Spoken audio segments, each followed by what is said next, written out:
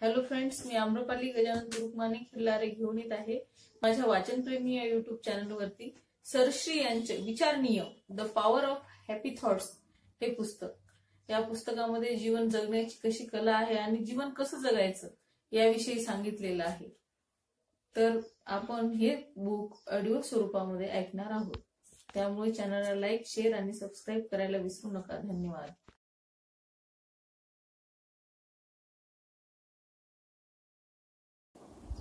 आज आपण भाग क्रमांक 7 पाहणार आहोत. यामध्ये अध्याय 12वा सूत्र 5 प्रश्न उत्तर स्वरूपामध्ये आहे. एखादी वस्तू आपल्या दिव्य योजनेनुसार आहे की नाही हे कसं समजेल, हा प्रश्न उपस्थित झालेला आहे. तर दिव्य योजनेनुसार सर्व काही विपुल आहे हा निसर्ग नियम प्रत्येकानंच लक्षात ठेवला पाहिजे. दिव्य शब्दाचा अर्थ असा घेऊ नये की ईश्वर आकाशातून आपल्या आयुष्यातील घटनांचं निरीक्षण करून अमुक घटना घडावी, अमुक घटना घडू नये असा शिक्का मार्तब करत आहे. मला अमुक वस्तू पाहिजे अशी आपण प्रार्थना करतो, परंतु बऱ्याच वेळा आपल्याला हे समजत नाही जी वस्तू मी मागत आहे ती माझ्या दिव्य योजनेमध्ये आहे की नाही. हे जाणण्यासाठी एक खूप सहज सरळ मार्ग आहे. जी वस्तू तुम्ही मागत आहात ती तुमच्या दिव्य योजनेनुसार आहे अथवा नाही हे तुम्हाला तुमच्या भावनेवरून म्हणजे फिलिंग वरून समजतं. तुमची भावनाच तुम्हाला हे सांगत असते.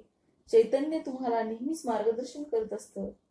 तुम्ही जे मागत आहात त्याचबरोबर तुमचा ताळमेळ आहे की नाही, ही वस्तू तुम्हाला आनंद देईल की नाही हे तुमची भावना सांगते. पण बऱ्याच वेळा लोक आपली भावना समजू शकत नाही. ते चुकून शरीराला सुखावणाऱ्या गोष्टींना चांगली भावना समजून बसतात. उदाहरणार्थ, एखाद्याला गोड खाणं जास्तच आवडत असेल तर ते खाताना त्याला खूप आनंद होईल. त्याच्या जिभेला चांगला स्वाद मिळाल्यानं तो म्हणेल ही खूप चांगली भावना आहे, मला खूप छान वाटते. मात्र तुमच्या शरीराला किंवा मनाला ही गोष्ट चांगली वाटणं म्हणजे ती दिव्य योजनेनुसार आहे असं नाही. या दोन्ही गोष्टी वेगवेगळ्या आहेत. वास्तविक जास्त गोड खाण्याने तुम्ही आजारी पडू शकता, म्हणजे शरीराद्वारे चैतन्याच्या अभिव्यक्तीमध्ये बाधा येऊ शकते. फार गोड खाण्याने तुमच्यातील चैतन्य चांगलं फिलिंग देत नाही, तरीही शरीराला मात्र चांगलं सुखद वाटत असतं. म्हणून हृदयाची भावना ओळखणं महत्वाचं आहे.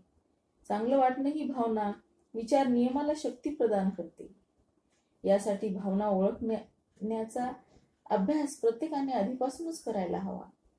जेव्हा घटना घडते त्यावेळी लोकांना समजत नाही यावेळी काय करणं योग्य आहे आणि काय चुकीचं, कारण त्यावेळी खरं तर काहीच करायचं नसतं.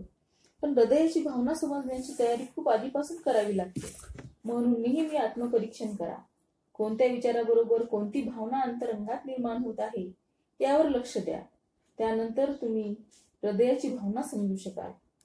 परदेशात जाताना कशी तुम्ही सगळी तयारी करून जाता, तिथे राहणाऱ्या लोकांकडे चौकशी करता, तिथे राहण्याची व्यवस्था कशी आहे, खाण्यासाठी काय मिळतं, कोणी भारतीय तिथे गेला तर त्याला राहण्याची व्यवस्था कशी असते, त्याचप्रमाणे तुम्हाला जर दिव्य योजनेनुसार जीवन जगायचं असेल तर त्याचा आधीपासूनच नको का अभ्यास करायला.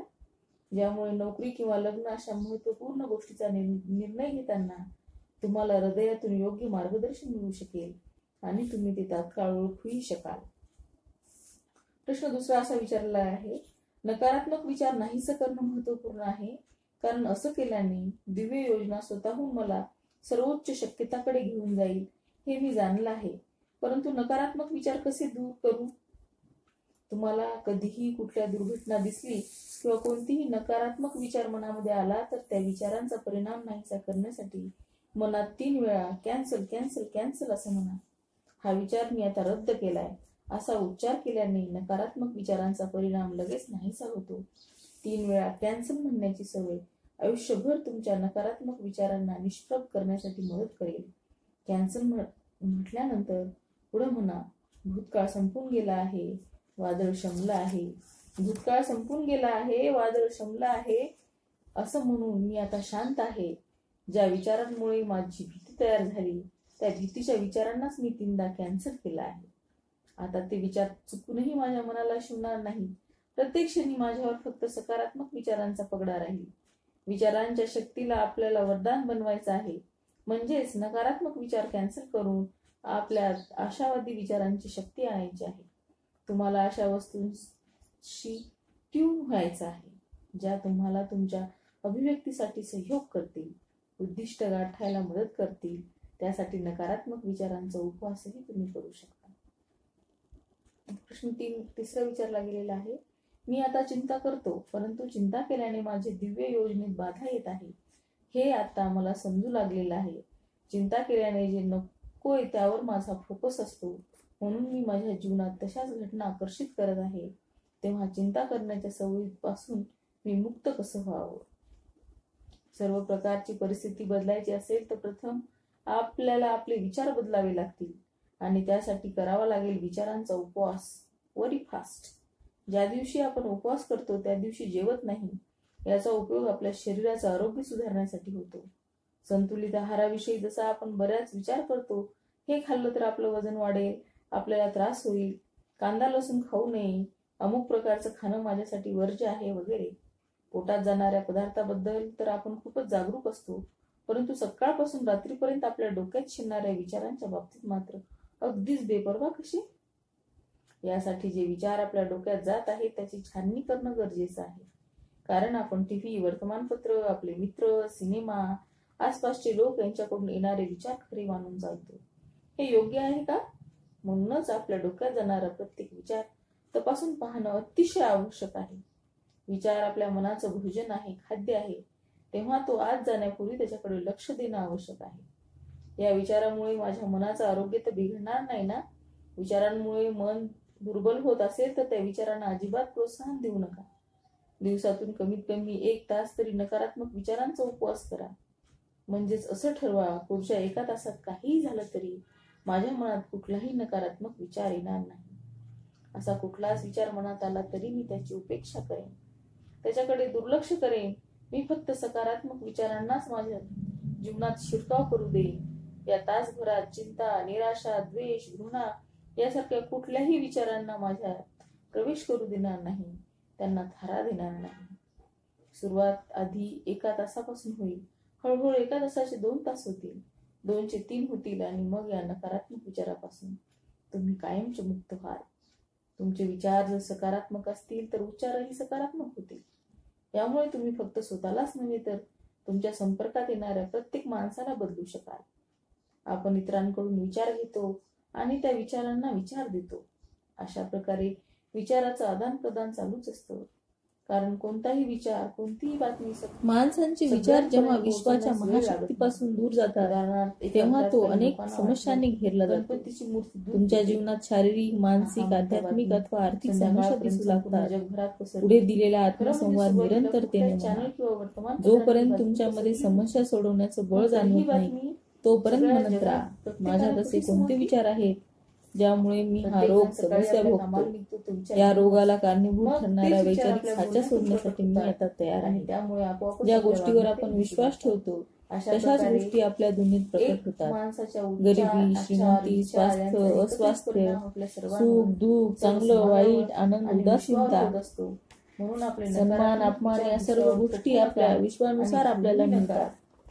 आपलं विश्वासाचं तेज ताजा आणि नवा बनवण्यासाठी सुसंवाद पुन्हा म्हणायला हवे. तुमचा विश्वास कसा आहे? खाली दिलेल्या गोष्टीवर तुम्ही किती विश्वास ठेवता? खाली 12 गोष्टी दिलेल्या आहे, आपण किती विश्वास ठेवतो हे आपल्याला समजून घ्यायचं आहे. आपल्याला केवळ स्वतःला एक नवीन असा विचार द्यायचा. 1 नंबर, जीवन आयुष्य मला चांगल्या प्रकारे जगूच देत. सुरुवातीला मंदी होती. 2, चांगली परिस्थिती नेहमी टिकत नाही. पूर्वी स्वास्थ्य नव्हतं. माझ्यासाठी यशस्वी होणं अतिशय अवघड आहे, मी कधी जिंकू शकत नाही. 4, माझ्यावर कोणीच प्रेम करत नाही. 5, मी कोणाच्याही प्रेमास पात्र नाही. 6, माझ्या आई वडिलांचं जे झालं ते माझंही होणार. सुरुवात तुम्हीच 7, मला शिकायला वेळ लागतो. तुमची जबाबदारी आहे. तुम्ही ज्या कुणाशी, ज्या विचारांशी देवाणघेवाण कराल त्यांना हा विचार तुम्ही इतर लोकांपर्यंत पोहोचवायला सांगा. अशा प्रकारे सकारात्मक विचारांची शृंखला पुढे वाढवून सर्व जग सर्वोत्कृष्ट बनण्यासाठी तुम्ही निमित्त बनू शकाल. मग अशा एका नवीन जगाच्या निर्मितीत तुमचा सहभाग आवश्यक असेल. अध्याय क्रमांक आहे 13वा. विचारसूत्र आहे 6वे. एखाद्या माणसावर इतरांच्या विचारांचा परिणाम तोपर्यंत होत नाही जोपर्यंत स्वतः होऊ देत नाही. विचारसूत्र 6वे आहे, हे खूपच महत्वाचं. एखाद्या माणसावर इतरांच्या विचारांचा परिणाम तोपर्यंत होत नाही जोपर्यंत तो स्वतः होऊ देत नाही. मागील 2 सूत्रातून आपल्याला जगात सर्व काही भरपूर प्रमाणात उपलब्ध असून जग आपल्यासाठी आरसा आहे हे समजलं. इतर लोक आपल्याशी जसं वागतात ते आपल्याशी अंतर्मयी चालू असलेल्या विचारांचं प्रतिबिंब असतं. परंतु इतरांच्या मनात सुरू असलेल्या विचारांचा आपल्यावर काय परिणाम होतो ही गोष्ट पुढील विचार नियम प्रकट करते. एखाद्या माणसांवर इतरांच्या विचारांचा परिणाम तोपर्यंत होत नाही जोपर्यंत स्वतः होऊ देत नाही. लहान मुलांवर इतरांच्या विचारांचा परिणाम अधिक होतो कारण ते पूर्णतः आपल्या माता पित्यावर अवलंबून असतात. मात्र मोठेच असं नसतं. मूल गर्भात असताना आई जर नकारात्मक विचार करत असेल तर वाईट परिणाम बाळावर होतो. लहान मूल लवचिक मनाची असतात. त्यांना जसं वळवाल तशी ते वळतात. कुंभार ज्याप्रमाणे मातीला आकार देऊन एखादी वस्तू बनवू शकतो त्याचप्रमाणे मूल देखील आईच्या शरीराचा एक अविभाज्य अंग असतं. त्यामुळे तिच्या विचारांचा परिणाम मुलावर त्वरित होणार हे नक्की. मुलांमध्ये आईचे काही आजार, काही अवगुण वा काही चुकीच्या सवयी येतात. पण आईनं जर थोडंसं लक्ष दिलं तर मूल या सर्व गोष्टीपासून दूर राहू शकतं. मोठ्या माणसाच्या इतरांच्या विचारांवर सरळ सरळ परिणाम होत नाही. तुम्ही आजारी पडावं अशी जर एखाद्याने प्रार्थना केली तर तसं होऊ शकत नाही. कारण जोवर तुम्ही त्या विचारांनी प्रभावित होत नाही तोवर तुमच्यावर कुणाच्याही विचारांचा परिणाम होत नाही. कोणत्याही दुसऱ्या माणसाच्या विचारांचा परिणाम तुमच्यावर होत नाही.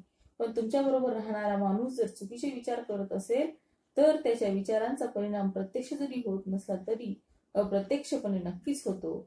त्यापासून नेहमी सावध राहायला हवं. समजा तुमच्या बरोबर राहणारा माणूस नकारात्मक विचारांचा आहे. त्याच्या नकारात्मक विचारांचा परिणाम तोपर्यंत तुमच्यावर होणार नाही जोपर्यंत तुम्ही सजग आहात. पण तुम्ही सजग असाल आणि समोरच्याला आपल्या गाडीत मागे बसून जात असाल तर त्याच्या नकारात्मक विचारांमुळे तुमचा मुळीच अपघात होणार नाही. पण तो मागे बसून जर सतत नकारात्मक बोलत असेल, अरे आजकाल खूप ऍक्सिडेंट होतात, अमुक ठिकाणी असा अपघात झालाय, तमुक ठिकाणी मोठी दुर्घटना झाली आणि तुम्हीही बेहोशीत असे विचार करू लागलात तर नक्कीच तो अपघात संभवतो. कारण तुमच्यावर त्याच्या विचारांचा परिणाम होऊ लागला आणि तुमच्यातही तसे नकारात्मक विचार सुरू झाले. याचाच अर्थ अपघात तुमच्याकडे आकर्षित होऊ लागेल. पण जोवर तुम्ही जागरूक आहात, तुमचे विचार सकारात्मक आहेत, तोवर काहीही फरक पडणार नाही. त्यामुळे अगदी निश्चिंत राहा. आपण लोकांना नेहमी असं बोलताना ऐकलं असेल, दुसऱ्यांच्या कर्माची शिक्षा मी भोगतोय. इतरांमुळे आम्हाला हे सहन करावं लागते. समोरच्यामुळे हे होतंय ते होतंय. बेहोशीमध्ये जर तुम्ही असे चुकीचे विचार करत असाल तर ह्या विचारांचा अप्रत्यक्ष परिणाम आहे. आपल्यासोबत राहणाऱ्या लोकांच्या नकारात्मक विचारांचा तुमच्या विचार पद्धतीवर आणि विचारांवर परिणाम होत असतो. म्हणूनच तुम्हाला नकारात्मक फळ मिळतं. जोवर तुमचे विचार चुकीच्या दिशेने जात नाही तोवर तुमच्या इतरांच्या नकारात्मक विचारांचा परिणाम होणार नाही. प्रत्येक बसमध्ये, ट्रेनमध्ये कित्येक नकारात्मक विचारक बसलेले असतात. पण त्याचे विचार तितकेसे महत्वाचे नसतात. सर्वाधिक महत्वपूर्ण असतात ते बस किंवा ट्रेनच्या ड्रायव्हरचे विचार. त्या वाहन चालकाच्या विचारांवर तुम्ही प्रवास करत असलेल्या वाहनाचं व प्रवाशांचं भवितव्य अवलंबून असतं. ड्रायव्हरवर इतरांच्या विचारांचा परिणाम होत नाही म्हणून बरं, किंबहुना त्यामुळेच तुमचा प्रवास सुखरूप तरी होतो. विचार करा, जर प्रवाशांच्या नकारात्मक विचारांचा परिणाम झाला असता तर बसेस योग्य वेळी आणि योग्य जागी पोहोचल्या असत्या का? यासाठीच बस चालवणाऱ्या ड्रायव्हरचे विचार सगळ्यात महत्वपूर्ण असतात. तुमच्या जीवनरूपी बसचे चालक तुम्ही विचारच आहात. विचार नियम समजून घेतानाच नकारात्मक लोकांबरोबर राहण्याची वेळ जरी आली तरी त्यांच्या सोबत राहून तुम्हाला किंचितही त्रास होणार नाही. तुम्हाला केवळ त्यांचं नकारात्मक बोलणं ऐकून तुमच्या विचारांवर उलट परिणाम तर होत नाही ना? तुमचे विचार चुकीच्या दिशेने प्रेरित तर होत नाही ना? याची काळजी घ्यायची आहे बस. कारण बेहोशीत असं कधी कधी होऊ शकतं. सर्वात महत्वपूर्ण गोष्ट म्हणजे तुमचे विचार कसे आहेत, कारण त्यांनाच तुमच्यावर सर्वाधिक परिणाम होत असतो. समजा 2 देशांच्या संघांमध्ये क्रिकेट मॅच चालू आहे. बरेच प्रेक्षक ती मॅच पाहत आहेत. सर्वांच्याच मनात वेगवेगळे विचार चालू आहेत. पण खेळाडूंचे विचार प्रत्येक षटकार चौकाराबरोबर बदलत आहेत. समोरच्या टीमने 4 आणि 6 मारताच दुसऱ्या खेळाडूंच्या मनात नकारात्मक विचार येऊ लागतात. बहुतेक आपण मॅच हरणार आणि त्या विचारांचा परिणाम त्यांच्या खेळावर होतो. शेवटी अगदी 1 रनचाही फरक होऊ शकतो. 20 धावा काढणारी टीम जिंकते आणि 19 रन काढणारी हारते. प्रत्यक्ष सामना सुरू असताना लाखो प्रेक्षकांचे विचार हे टाळ्या किंवा हाय हायच्या नादात व्यक्त होत असतात. त्याचा परिणाम खेळाडूवर होत असतो. पण त्या सर्वांमध्ये परिणामकारक गोष्ट म्हणजे खेळाडूच्या मनात कोणते विचार आहेत. मॅच फिक्सिंगचे विचार तर चालले नाहीत ना. त्याचा परिणाम सर्वाधिक होईल. त्यांच्या मनात जर लोभाचे विचार असतील तर इतर लोकांच्या विचारांना काही फरक पडणार नाही. याचाच अर्थ गाडी चालवणारा चालक सर्वात महत्वाचा आहे. मागं बसणाऱ्यांच्या विचारांमुळे फारसा फरक पडत नाही. बसमध्ये, कारमध्ये, मोटरसायकलवर तुमच्यासोबत कोणी नकारात्मक विचार करणारा बसला असेल तर घाबरण्याचं अजिबात कारण नाही. त्यावेळी स्वतःला विचारा, माझे विचार कसे आहेत. बसमध्ये प्रवास करताना तुमच्या मनात दुर्घटना तर होणार नाही ना. असा नकारात्मक विचार येत असेल तर स्वतःला सांगा, ड्रायव्हरचे विचार चांगले आहेत, त्यामुळे काळजीचं काही कारण नाही. असा विचार करताच तुमच्या नकारात्मक शक्तीचा प्रभाव तात्काळ कमी होईल. आपल्या विचारांचा परिणाम इतरांवर कसा होतो हे आता आपण समजून घेऊया. यासाठी आपल्याला एक महत्त्वपूर्ण बाब जी या विचारसूत्रांशी संलग्न आहे ती समजून घ्यावी लागेल. आपल्याला हवं ते मिळू शकतं. अट एवढीच आहे की ते इतरांच्या इच्छेविरुद्ध नसावं. त्यांच्या दिव्य योजनेत बाधा आणणारं नसावं. माणूस विचार करतो, माझ्या विचारात जर इतकी शक्ती आहे तर मी वाटेल ते मिळवू शकतो. परंतु कित्येकदा असं घडत नाही. तेव्हा त्याच्या मनात प्रश्न निर्माण होतो, असं का झालं नाही. कारण माणूस जे मागत असतो ते दुसऱ्याच्या दिव्य योजनेविरुद्ध असतं. समजा तुम्हाला एक सायकल पाहिजे. आता तुमची इच्छा आहे, अमुक माणसाकडे जी सायकल आहे ती मला मिळावी. पण जी सायकल मी मागतोय त्या सायकल शिवाय त्या माणसाचं एक दिवसही चालणार नाही हे तुमच्या लक्षात येत नाही. त्याची प्रार्थना, इच्छा आणि त्याच्या दिव्य योजनेनुसार त्या सायकलवर त्याच्या कसरती दाखवायच्या आहेत, अभिव्यक्ती करायची आहे. आठवड्याचे 7ही दिवस ती सायकल चालवायची आहे. त्या सायकलच्या साहाय्याने अनेक बक्षिसे देखील मिळवायची आहेत. किंबहुना त्या सायकलशी त्याची अनेक स्वप्न निगडीत आहेत. मग असं असताना जर ती सायकल तुम्हाला मिळावी असं वाटत असेल तर ते कदापि असं घडणार नाही. कारण तुमची इच्छा दुसऱ्यांच्या दिव्य योजनेच्या विरोधात आहे म्हणून ती पूर्ण होणार नाही. हीच गोष्ट आणखी एका उदाहरणाने समजून घेऊया. तुम्ही एक अनार 100 बीमार ही हिंदी म्हण ऐकली असेल. 100 लोक आजारी आहेत आणि त्या सर्वांना अनार म्हणजे डाळिंब हवं आहे. मग तुम्ही विचार कराल, चला तर मग डाळिंबाचे दाणे काढून आपण सर्वांना वाटूया.